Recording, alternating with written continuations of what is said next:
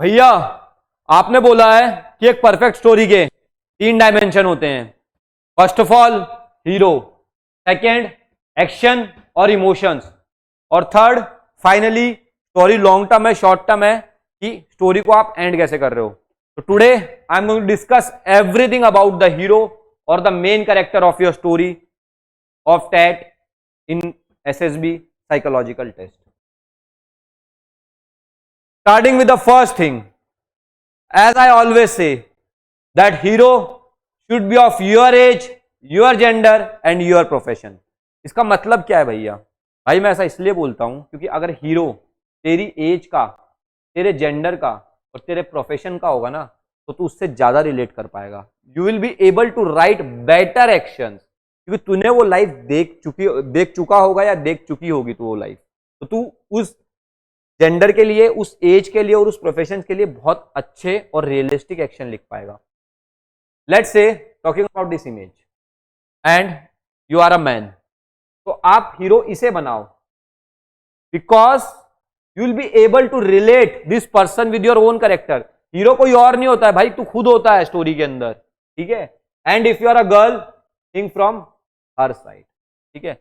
बहुत सिंपल चीज है, जो आपका हीरो होगा he will be of your age, your gender, your profession। ये पॉइंट हो गया खत्म। Now talking about the second point, active role. भैया आप ये बोलते रहते हो कि आपका हीरो बहुत एक्टिव रोल में होना चाहिए, he should not be in passive role. ऐसा क्यों बोलते हो भाई? कोई मूवी देखी है आज तक? कभी कोई देखा है हीरो जो बहुत लेथार्जिक हो, he is not doing anything? Heroes are always in active role. Okay, I will explain that concept using this image. अब मैं इस इमेज को देखता हूं, ठीक है। I can see that these two persons are in a passive role.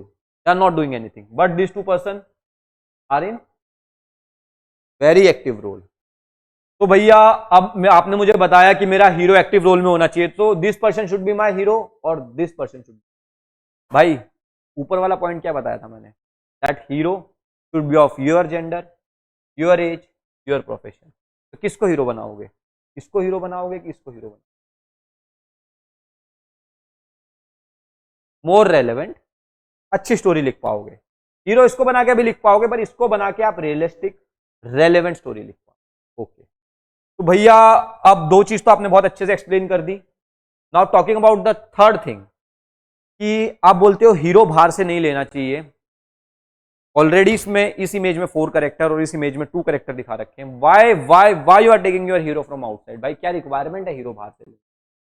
जब already उसके अंदर कैरेक्टर दिख रहे हैं, जेंडर दिख रहे हैं, तो हीरो बाहर से क्यों लेना है आपको?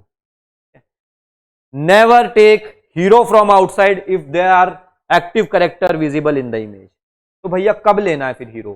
भाई लेट्स से एक इमेज है जिसमें कोई भी कैरेक्टर नहीं है, blank, only table, only chair. अब तो इंट्रोड्यूस करना पड़ेगा, एक ना एक हीरो होगा। In that case only you are suppose to take your hero from outside. और लेट्स से एक इमेज है जिसमें एक रिवर है और एक छोटा बच्चा है वो डूब रहा है, उसमें भी आप हीरो कहां से लोगे? You are going to just make a hero from outside. तो इन दो केसेस के अलावा हीरो कभी बाहर से नहीं लेना है।